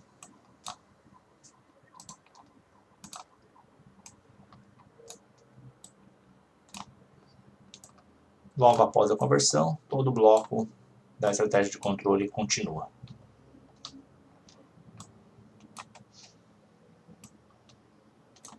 Vou deixar assim mesmo. Importante notar aqui que as variáveis estão AC e a última vai ser DC, devido à nossa fonte aqui ser uma fonte DC, um degrau para mudança da variável. Já posso simular e testar. Faltou umas coisinhas aqui, eu preciso configurar qual vai ser o target que eu estou utilizando. Neste caso é o 28335. Eu vou habilitar isso daqui. Faz parte da configuração também para geração automática de código. Novamente, fica o convite para vocês lerem aquele SimCoder para entender todos esses detalhes de permitir uma geração automática de código. Isto não permite entradas sem conexão, nem este bloco. Agora sim. Estou realizando a simulação. É a mesma simulação. O que eu alterei foi que eu coloquei todo o nosso controle que estava nesse ambiente discreto em duas bordas, né? Na esquerda o conversor ADC e na direita que estaria aqui, que é o nosso PWM. Tudo que está no meio aqui entre esse bloquinho ADC e o bloquinho PWM, o PSIM vai gerar o código. Eu consigo visualizar mais ou menos se está funcionando, que já é suficiente. Continua funcionando de acordo com o esperado. Em seguida, bom, a simulação já está pronta para a geração automática de código. Se eu quisesse somente produzir essa simulação e descarregar isso no DSP, aqui eu viria a simulação, Generate Code, e aqui está o código C dessa estratégia de controle. Só um detalhe, né, reforçando um pouco mais, o PSIM vai gerar o código, tudo o que estiver entre a conversão analógico-digital e o PWM, ou seja, tudo isso daqui e mais algumas funções que eu posso colocar aqui que eu vou apresentar mais tarde. Repare que o PLL eu utilizei um código C para sua execução, porque não existe um bloco pronto de PLL aqui no PSIM, e eu também não posso colocar elementos aqui para geração automática de código que são incompatíveis com esta função de geração automática de código. Alguns blocos não permitem essa conversão de bloco para conversão para o código. Aqui, por exemplo, permite este seno, a função de transferência aqui dentro, tudo isso é compatível para essa geração automática de código, certo? Então, voltando aqui, o código já está gerado, no entanto, eu preciso fazer uma adequação aqui na simulação, que era o que eu estava falando um tempo atrás, sobre o offset e a amplitude que a placa de interface impõe antes do sinal chegar nas entradas analógicas do DSP. Tinha dito que existe um offset, existe um ganho de amplitude, portanto, eu vou fazer essa compensação logo aqui. Vou fazer a placa de interface que eu utilizo. Vou deixar o mostrador exatamente aqui.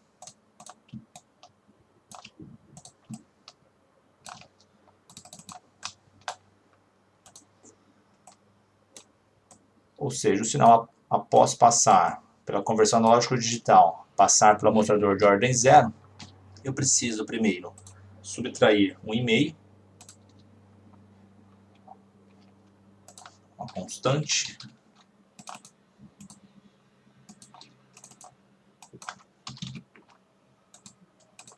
e em seguida multiplicar por um ganho, que é o inverso do que a placa faz, neste caso 5 sobre 1,5.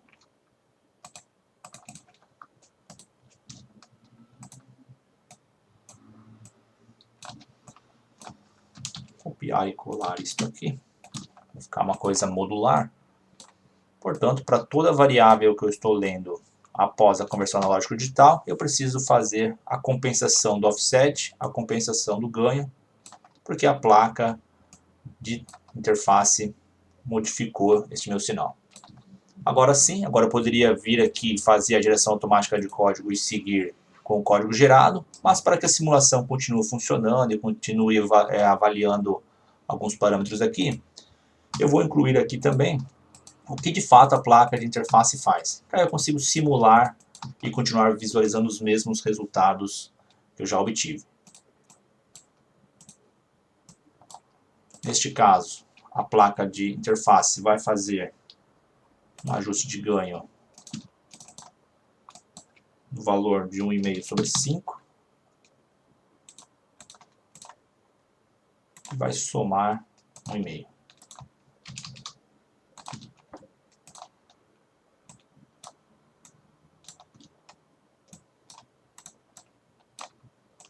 Vou fazer isso para todas as variáveis que eu estou pegando lá do simulador de tempo real, jogando para a interface, que por sua vez vai chegar no DSP.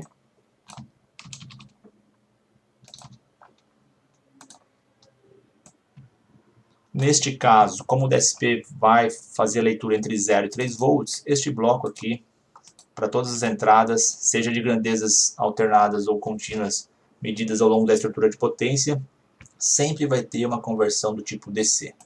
Pronto, adequei a minha simulação para fazer a compensação que a placa de interface faz. Isso é bem importante. Se a gente projetar uma placa, nós vamos ter que fazer essa compensação também. Se pegar uma placa comercial, que foi o meu caso, consultei o documento, verifiquei quais eram esses ganhos e ajustei aqui para a geração de código levar isso em conta.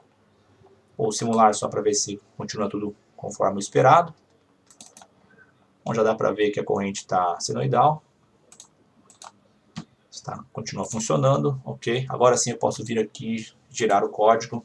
Agora sim eu tenho o código pronto para ser descarregado no DSP28335. Esta é a parte que o PSIM precisa fazer. Daqui eu estou extraindo somente o controle digital e utilizando essa toolbox de geração automática de código. Eu nem precisaria ter, neste caso, esta parte de potência para fazer a geração de código. Agora eu vou lá no Code Composer, vou abrir este código que eu acabei de gerar e também vou no Typhoon Hill Control Center para já incluir a estrutura de potência, configurar os sensores e configurar as portas que vão receber o PWM do DSP. Vamos começar pelo Typhoon Hill Control Center.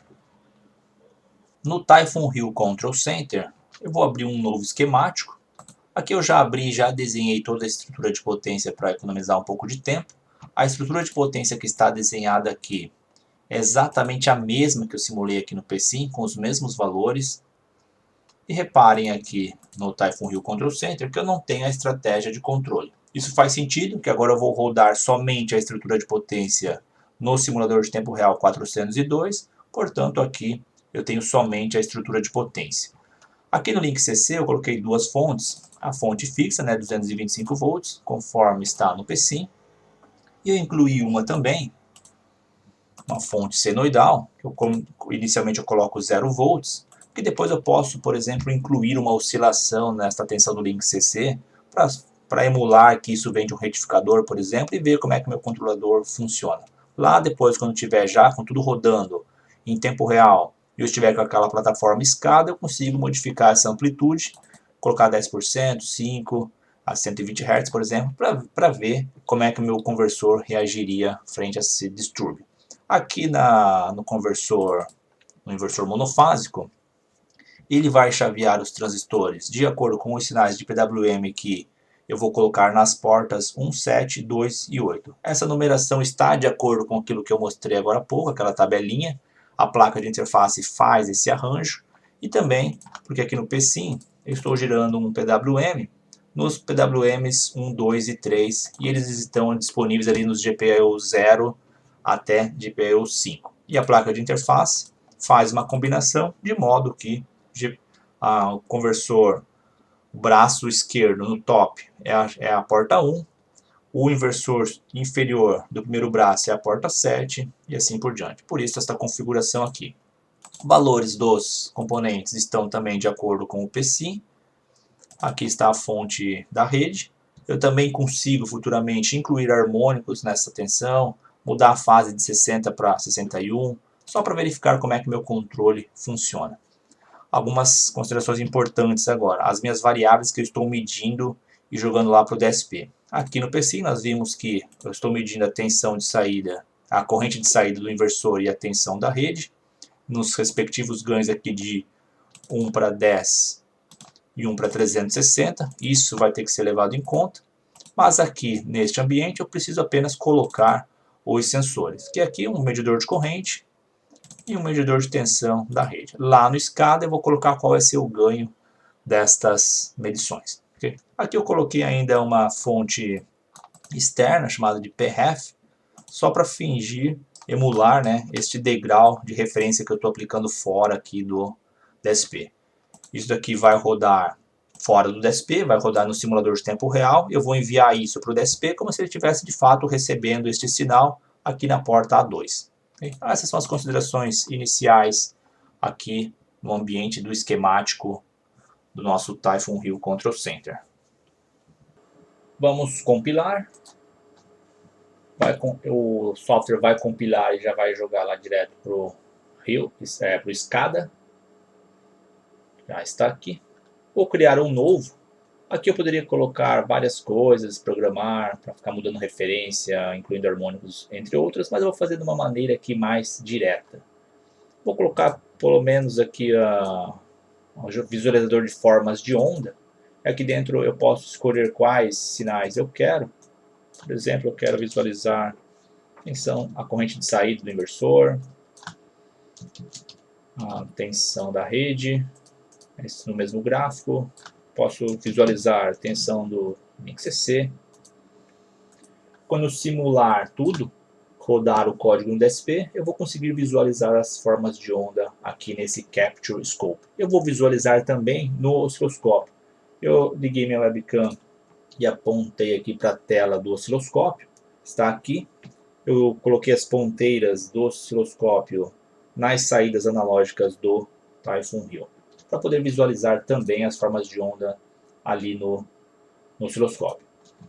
Aqui na direita nós temos informações sobre as fontes que eu coloquei lá no esquemático. Por exemplo, a primeira é a potência de referência. Aqui só vai ajustar a amplitude da corrente que eu quero jogar na rede elétrica, né? Só existe controle de corrente aqui. Aqui é só um valor para ilustrar, né, uma potência que estaria sendo injetada na rede. O controle de fato é de corrente. Tensão do link CC, aquela tensão de distúrbio que eu posso mudar à vontade depois aqui. Posso modificar também os valores da tensão lá da rede elétrica. Incluir harmônicos, eu vou fazer isso daqui a pouco. Deixa eu primeiro simular tudo, descarregar o código lá no DSP e mandar todo mundo executar. Mas nesse ambiente aqui eu consigo fazer isso. Aqui vem uma das coisas mais importantes, né, para o correto funcionamento. Quem que eu vou jogar na saída analógica 1, que eu sei que está conectado depois lá no DSP na porta 0. E aqui esta informação precisa ser muito bem casada. Eu sei que aqui na minha estratégia de controle, na entrada A0 está chegando a tensão da rede e através de um ganho de 1/360. Portanto, aqui no simulador, eu vou colocar aqui a tensão da rede. Eu chamei de PCC aqui no esquemático, e o ganho do sensor, que é de 360 volts para cada 1 volt AC. A segunda saída analógica do simulador de tempo real, que vai para o DSP, conferindo aqui, vai ser a corrente de saída do inversor, com um ganho de 1 para 10. Portanto, aqui eu preciso configurar corrente de saída com ganho de 10 amperes para cada 1 volt. A terceira saída analógica do simulador de tempo real é aquela função step, que no esquemático eu estou chamando de PREF.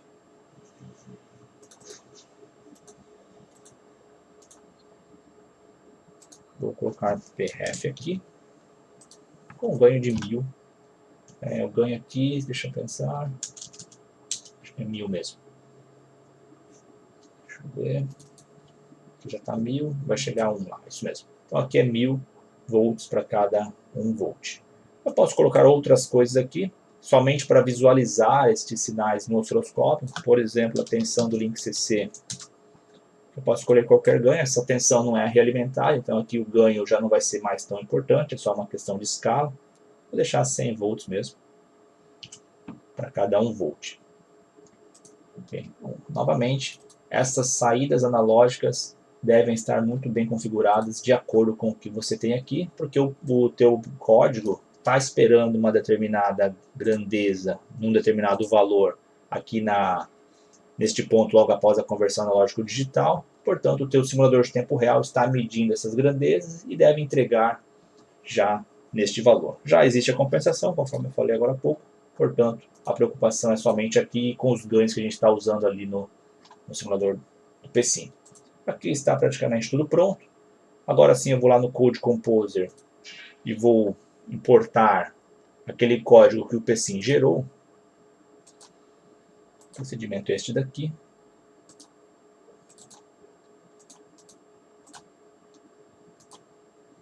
Reparem que todos esses arquivos aqui foram gerados pelo PSIM. O ponto .c, o ponto .cmd, vários arquivos de cabeçalho, aqui o include, ponto .h,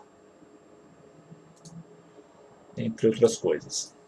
Esta ferramenta de geração de código eu acho bem útil. Ela já gera todos esses arquivos e nós não precisamos ficar programando o DSP. O arquivo .projeto.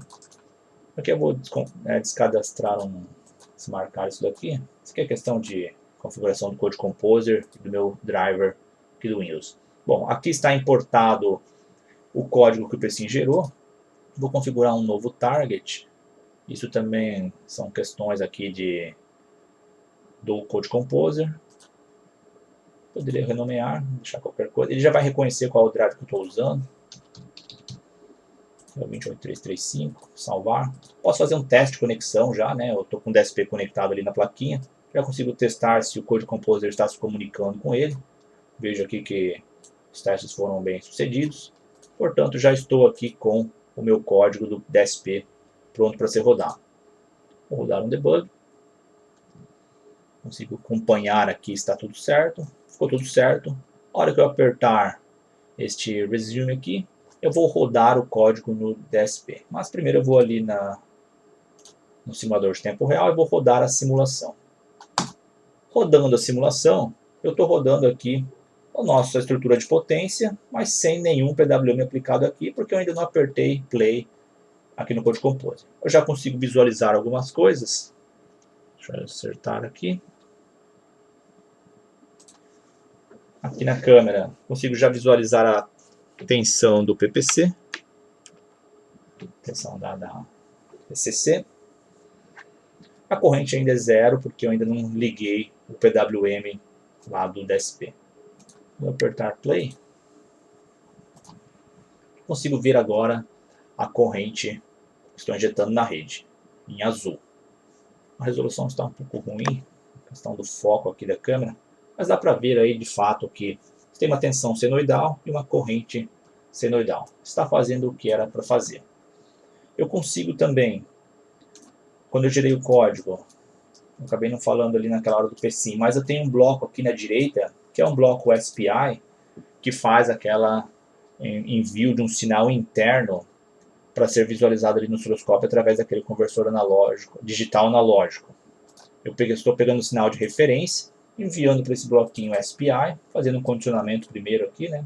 Configurando adequadamente, eu consigo visualizar agora este sinal de referência que está dentro do DSP no osciloscópio, e isso está sendo mostrado aqui no canal 3. Dá para ver aqui que são coincidentes o azul e o roxo. Com isso, eu consigo agora voltar ali no ambiente do Typhoon Hill, no SCADA. Posso visualizar as formas de onda aqui, elas estão aqui também. Está a tensão do link CC, aqui está a tensão da rede e a corrente injetada na rede. Este software ajusta automaticamente a escala, por isso que a gente está vendo aqui uma coisa coincidente. Dá para configurar aqui para não fazer isso, mas por enquanto deixa assim, vamos seguir aqui com o osciloscópio. Deixa eu tentar colocar essa tela lado a lado. Agora eu vou começar a mexer aqui nas referências, na tensão da rede, que eu acho que aqui que está a grande sacada, né, dessa tecnologia Hardware in the Loop. O controle já está rodando no DSP, ele está recebendo os sinais do simulador, processando o controle, produzindo um PWM e jogando o PWM aqui no simulador e chaveando aquele transistor. E agora eu consigo ver, por exemplo, mudar a referência e ver aqui como é que ficaria o comportamento do meu sistema. Diminuir pela metade, posso zerar, aplicar novamente 1000 watts e assim por diante. Posso aplicar um trigger aqui para visualizar se realmente o transitório é bom. Vou fazer isso rapidamente aqui. Então, por exemplo, inicialização, uma mudança de referência de 0 para 1000. Não single. Consigo ver aqui se isso daqui ficou bom ou não, como distorceu a rede. Aqui que eu acho que está de fato a grande sacada da tecnologia, conforme eu acabei de falar. Está o controle rodando no processador real, sua parte de potência está sendo simulada num dispositivo, mas eu consigo validar, por exemplo, o meu controle, se ele funciona bem ou não, por exemplo, para chutar um valor alto aqui de 55 Hz, e ver se ele fica sincronizado, continua seguindo referência, aplicar um degrau aqui para 65, ver o sincronismo, posso fazer um afundamento de tensão, cai aqui para 115, por exemplo, ver se conforme muda para 130, para ver aqui que o controle está seguindo a referência frente a esses distúrbios. Incluir harmônicos, posso configurar vários harmônicos, por exemplo, colocar aqui quinto harmônico, vou chutar um valor alto aqui, 25%. Tem uma tensão desta forma. Habilitei, já vi que meu controle aqui não consegue funcionar muito bem neste caso. Retiro o harmônico, incluo aquela tensão do link CC que eu estou monitorando aqui no canal 4. Deixa eu dar uma ajeitada aqui.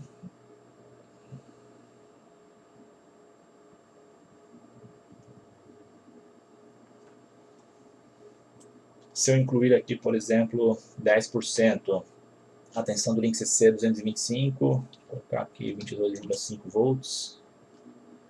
Deixa eu ver o que está acontecendo aqui.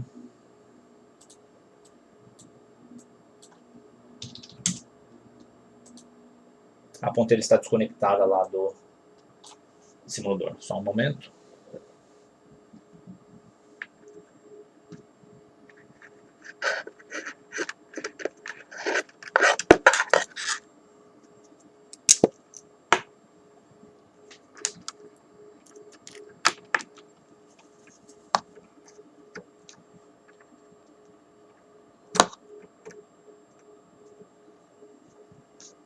Agora sim, em verde a tensão do link CC. No momento que eu incluir distorções nessa tensão, eu vou conseguir visualizar ela. Deixa eu só ver se eu coloquei no lugar certo. Porta errada.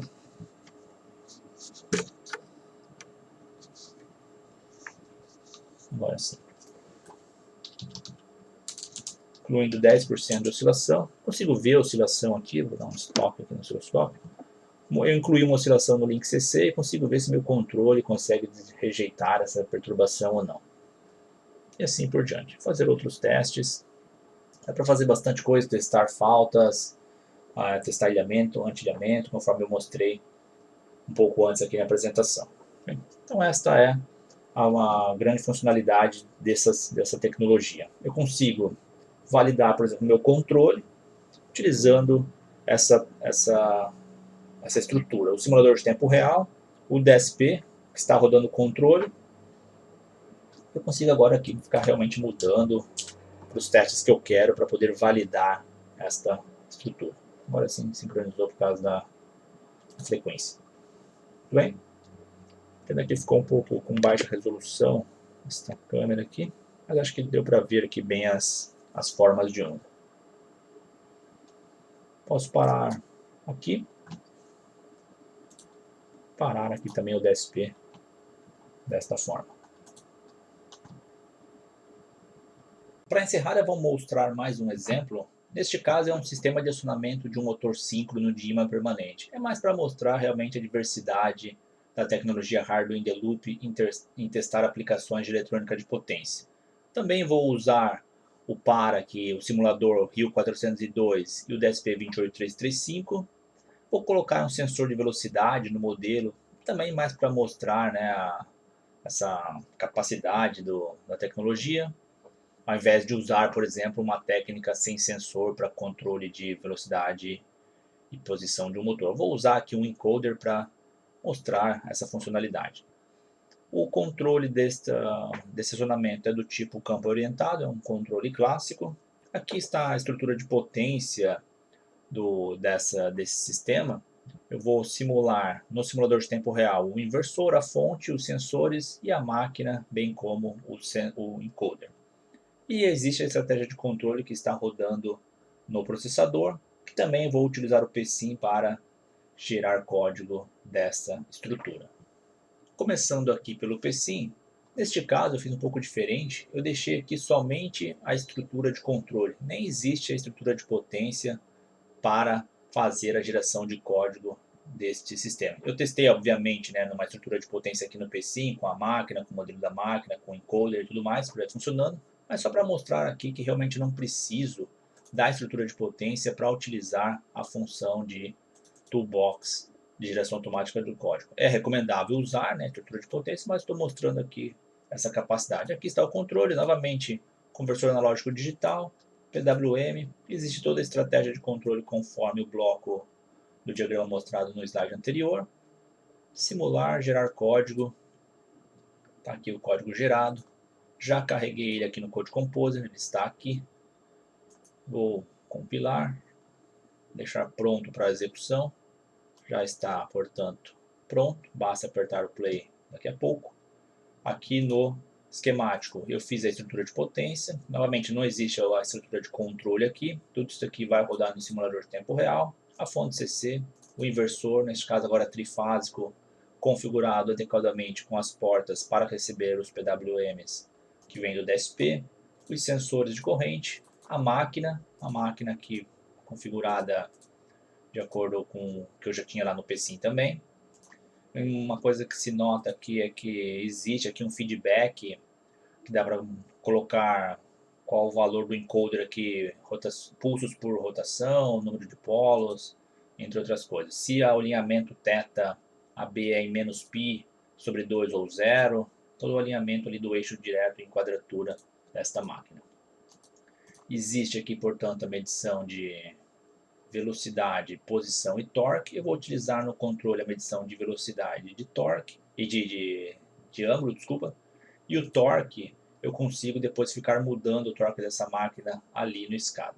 Aqui existe somente um bloquinho aqui para eu poder mudar a referência de velocidade que o DSP vai receber externamente, vai atualizar o controle para que a máquina funcione na velocidade desejada. Já compilando e abrindo aqui um SCADA, também coloquei aqui somente um visualizador de sinais. Importante notar aqui na direita, eu tenho, portanto, como configurar qual torque eu quero, inclusive em tempo real, vou fazer isso daqui a pouco, e também qual é a velocidade de referência que eu quero. Vou colocar aqui 1000 rotações por minuto, depois vou mudar o torque para 5, baixar para 2, entre outros testes. Importante, novamente, configurar corretamente estas saídas analógicas para que elas estejam de acordo com o que eu configurei aqui no DSP. Então, na porta 0 vai entrar determinado valor, na 1, na 2, na 3. Aqui também existe aquela compensação que eu já tinha falado anteriormente. Em vermelho aqui eu destaquei os ganhos que depois eu devo colocar ali no scan. Já estão aqui, na verdade. 1, 10, 10, 20, diferença de velocidade 1 e assim por diante. Agora sim vou simular. Aqui já está rodando, vou rodar aqui. Eu também desta vez coloquei a câmera, onde ela está, tá aqui, bem. Está aqui, então eu estou visualizando em amarelo a velocidade, obviamente escalonada, né? Aqui as correntes das fases A e B e o sinal de θ, que é o alinhamento do eixo dos polos ali com o eixo, utilizando aquele menos θ, menos π sobre 2. E agora sim vem a grande sacada do exemplo, que é ficar alterando esses valores para ver o comportamento do controle e se ele funciona de acordo com o que eu estou esperando. Maneira de validar, né, a nossa estratégia de controle. Por exemplo, vou aumentar aqui o torque de 2 para 5. Consigo ver o comportamento, consigo ver numa escala de tempo menor se eu quiser. Mas só para ver aqui que ele volta para regime permanente. A velocidade permaneceu constante. Posso baixar a velocidade, por exemplo, para 1000. Também verificar o comportamento. Inclusive vou fazer um aqui só para a gente visualizar. Vou botar uma escala de tempo alta aqui. Sem trigger mesmo, vai de uma maneira manual aqui. Vou dar um stop. Consigo ver, eu apliquei um degrau de torque. Em amarelo a velocidade, dá para ver que a velocidade permaneceu em seu valor de set point. A corrente baixou, obviamente, porque eu diminui o torque aplicado no eixo. Aqui não dá para concluir muita coisa, ficou embaçado. Mas este é de fato um teste que poderia verificar se meu controle está funcionando adequadamente. Neste caso de velocidade consigo ver que funciona de acordo com o que eu realmente quero.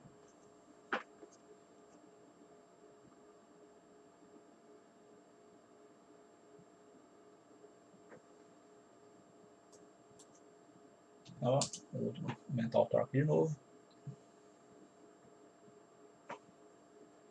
Este é, portanto, o exemplo 2, uma aplicação de uma máquina de imã permanente, com a possibilidade aqui de inclusão de torque, mudar velocidade. Poderia incluir novamente, conforme eu fiz no exemplo anterior, incluir distúrbios aqui na fonte CC, se for o caso, né? Eu quero testar, ver para ver se dá alguma coisa, entre outros testes. Referências, vou listar aqui algumas referências, principalmente porque eu retirei boa parte das figuras desta apresentação nas páginas dos fabricantes e também desses artigos aqui. Fica aqui, portanto, a menção aos créditos das figuras que eu utilizei nesta apresentação. Eu já aproveito para dizer também, né, que embora eu tenha falado bastante aqui da fabricante Typhoon Hill, eu não falo em nome deles, tá? Tudo que eu falei aqui é minha opinião e é isso. Bom, obrigado a todos. Espero que vocês tenham gostado, aprendido um pouco sobre a tecnologia hardware in the loop. Se tiverem perguntas, fiquem à vontade de me perguntar. Podem me mandar e-mail também, meu e-mail está aqui. Ficarei bem feliz em responder e-mails referente a este tema. Um abraço.